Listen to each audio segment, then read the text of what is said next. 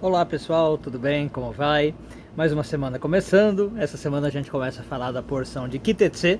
Estou aqui num lugar mais para descanso, vocês estão vendo, né? Vim aproveitar o feriado de 7 de setembro, mas bora lá. Então, na porção de Kitetse aparece um tema que é bem importante, tanto na tradição judaica como na tradição cabalística. E eu queria então aproveitar para fazer quase que um estudo mais aprofundado sobre isso, que é a questão da batalha contra Amalek, né, um povo chamado Amalek. Na verdade aparecem dois mandamentos na Torá, né, a ideia de você lembrar o que Amalek fez para você, e aí falando de quando a gente saiu do deserto, eu vou contar a história, quando a gente saiu do Egito, e depois realmente eliminar qualquer vestígio de Amalek, né. Então, obviamente que a gente já entra aqui, para quem sabe Kabbalah, né, não simboliza só um confronto físico. Aliás, a gente vai ver que hoje não tem muito como ser o confronto físico, mas é mais para falar de um embate espiritual, né, um embate moral que toda pessoa que está preocupada em se aproximar de Deus tem que fazer. Então vamos começar a ver o contexto histórico, como eu falei, depois a gente entra nos simbolismos. Bom, de onde que surge Amalek?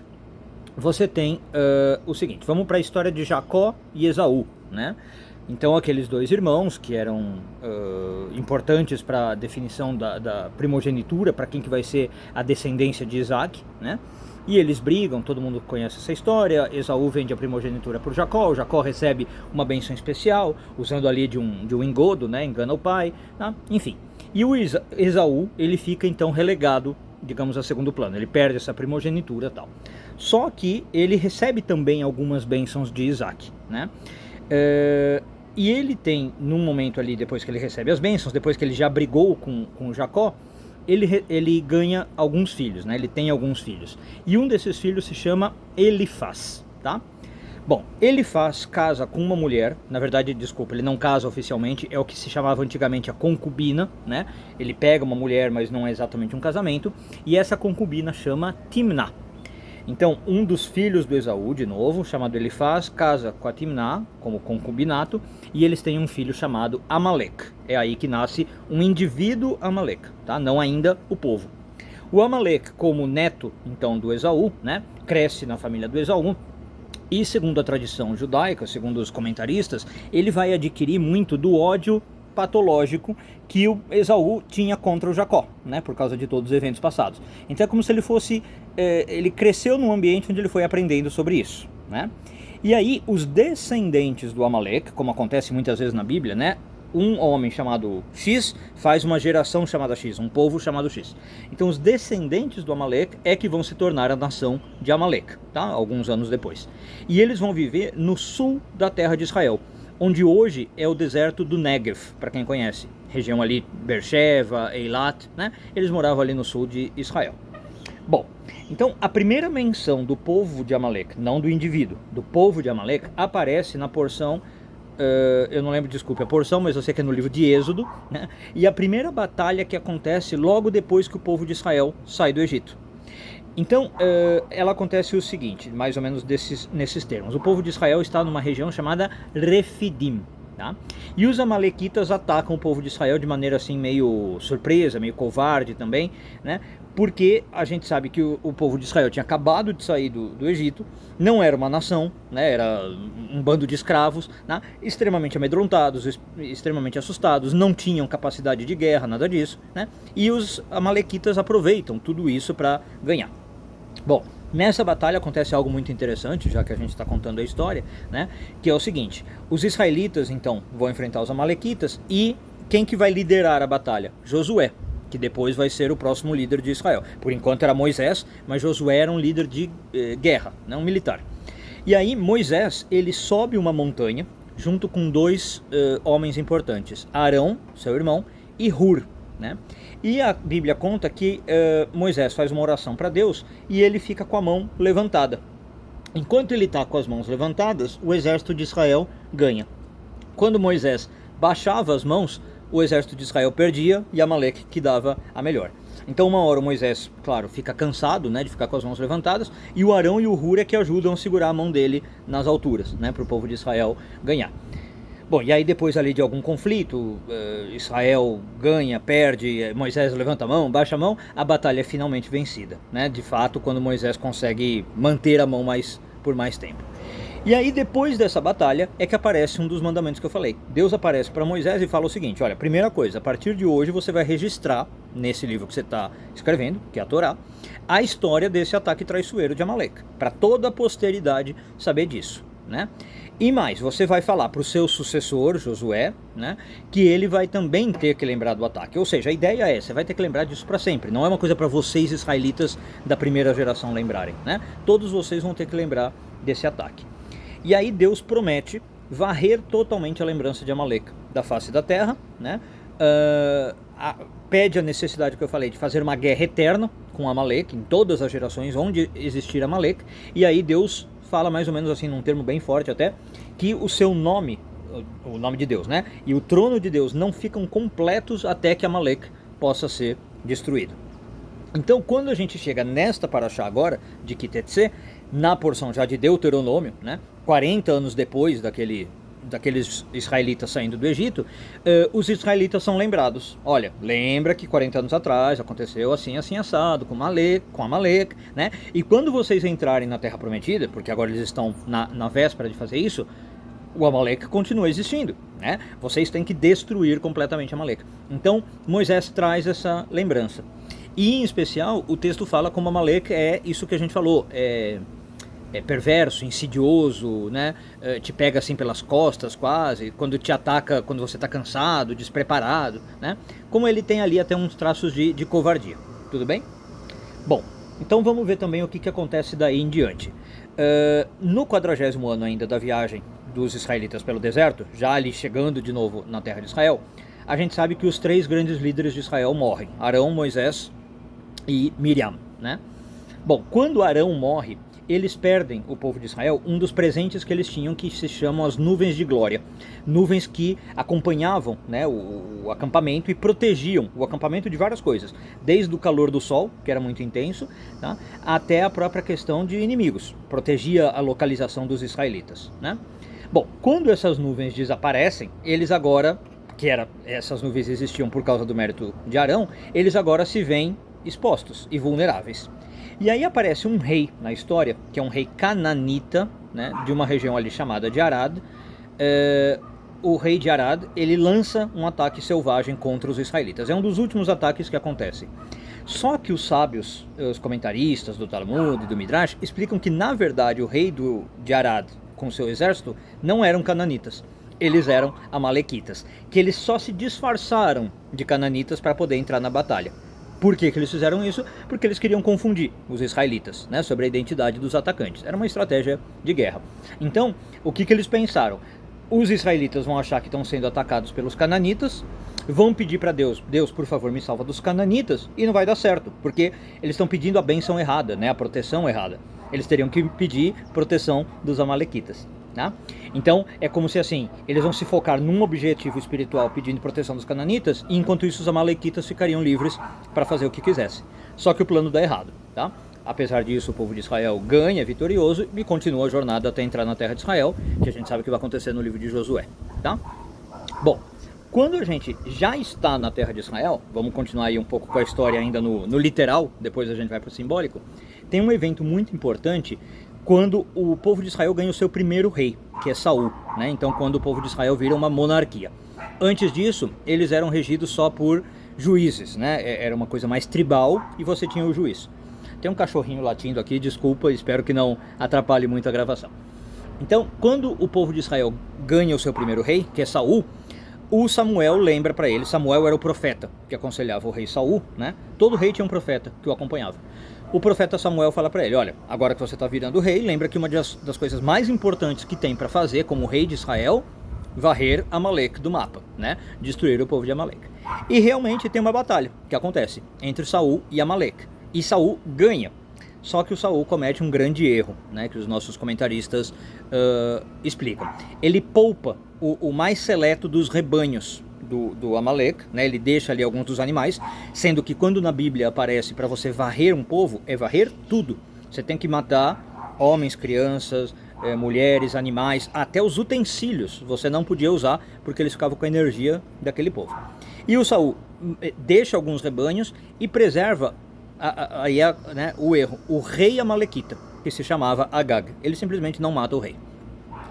Quando Samuel, de novo, que é o profeta, né, que acompanhava o Saul, descobre sobre a desobediência do Saul, ele fica muito bravo. É isso que faz o Saul perder o reinado, né? Depois ele vai passar para Davi. E Saul então é que mata, Samuel então é que mata o Agag por si mesmo. O Samuel, o profeta, tem que ir lá fazer o que o Saul deixou de fazer. Só que tem um problema. Essa desobediência entre o Saul não matar o rei e o Samuel ir lá matar foi 24 horas. Ele ganha só uma noite de vida a mais, o Agag. Só que nesta noite, justo antes de ser morto, o Agag conseguiu gerar um filho. E que iria manter viva a linhagem do Amaleque. Então, qual é essa linhagem? Cerca de 500 anos depois, um dos descendentes desse rei Agag é Aman. Que, aliás, ele é apresentado na Torá, no livro de Esther, né? No pergaminho de Esther, como Aman o Agagita. Né? Então, por quê? Porque ele veio de Agag, tá? E aí, claro, quem sabe do que eu tô falando é a história de Purim. Então, toda a ideia de que, olha, vem um cara, quer matar o povo de Israel, quer eliminar tudo, né? Como está narrado na história de Purim. Tudo bem? Bom, dito aí um pouco da parte histórica literal, né? Vamos agora entender o significado. Bom, historicamente, como eu estava falando, hoje, na verdade, a gente não tem mais como saber quem é ou não um descendente de Amaleque, né? A genealogia bíblica ela é muito complicada, tem povos que a gente não sabe mais se existiram, se incorporaram com outros povos, né, se fez ali mistura. A gente não tem mais como falar, olha, tal povo é o povo de Amaleque. Então, hoje a maioria dos comentaristas, ou se não todos, né, vão te falar o quê? Amaleque não é mais um povo que você tem que perseguir e eliminar como estava realmente no tempo bíblico, tá? A maioria dos comentaristas vai te falar que Amaleque se tornou uma ideia abstrata, tá? Agora, qual é essa ideia que pode variar de comentarista para comentarista? E eu queria falar um pouco com vocês. A primeira ideia, talvez não muito cabalística, é ligado a Cabalá, mas não muito cabalística, uma leitura mais literal, é o quê? Que Amaleque representa qualquer forma de mal, né? Qualquer forma de maldade é um Amaleque. Então, se você encontra uma pessoa má, você encontra um povo mau, né, alguma coisa assim, você já fala, olha, isso aqui é descendente de Amaleque. Então, nessa primeira leitura, os descendentes de Amaleque são aqueles que desafiam a moralidade, né, vamos falar assim, que desafiam conceitos de justiça, de bem viver, tá? E aí, nesse sentido, claro, o mandamento de destruir Amaleque é interpretado como uma obrigação de você confrontar as injustiças do mundo, né, de você erradicar as injustiças do mundo e não permitir que o mal prevaleça, tá? Bom, hoje em dia, pegando essa leitura ainda histórica, né, é muito normal você usar a referência de Amaleque metaforicamente para falar de movimentos ou de ideologias que ameaçam a sobrevivência do povo judeu ou do Estado de Israel, né? Então eu não vou dar nomes aqui, porque senão acho que até o vídeo pode sair do ar, mas vocês sabem do que eu estou falando. Pega grupos terroristas, pega ideologias antissemitas e fala, esses aqui são descendentes de Amaleque, tá? Ou regimes totalitários, como a gente teve na época da Alemanha. Eu estou evitando falar os nomes porque realmente eu não sei se o vídeo cai, mas vocês entenderam, né? Todos esses são associados na tradição judaica como Amaleque, embora não tenha provas históricas disso, tá? Eu não posso falar que o líder lá da Alemanha totalitária era amalequita, não tem base para falar isso, mas ideologicamente sim. Tá, quando a gente entra no ponto de vista agora da Cabalá, do Zohar, do Lúria, Amaleque vai ganhar uma outra interpretação, tá? Vai estar ligado ao mal, mas uma interpretação um pouco mais elaborada, eu diria.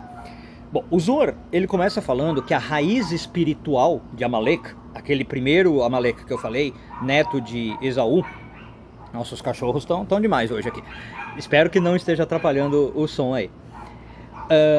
O Zohar vai falar que a raiz espiritual do Amaleque é a Clipá. Então é uma pessoa que nasceu envolta na Clipá. A gente sabe que a Clipá representa as cascas, né? As impurezas espirituais. E qual é o objetivo, entre aspas, da Clipá? Para que serve uma Clipá no mundo? Ela obscurece a luz divina. Ela te faz mais difícil chegar na luz divina, né? Então no Zohar, perceba que o Amaleque não é exatamente um mal, tá? Mas ele é a ideia de você lutar para remover impurezas que impedem a revelação da luz divina, tá? E percebe que não é exatamente o mal, então. Às vezes é coisas como falsidade, às vezes é coisa como traição, às vezes é coisa como hipocrisia, a gente vai falar daqui a pouco, tá? É mais do que o mal. É tudo que impede a revelação da luz divina. O Isaac Luria, o Arizal, né, ele vai nessa mesma linha e ele relaciona Amaleque com essas forças e tal, e ele vai falar que o Amaleque surge de falhas no processo que a gente chama de Tzimtzum, né?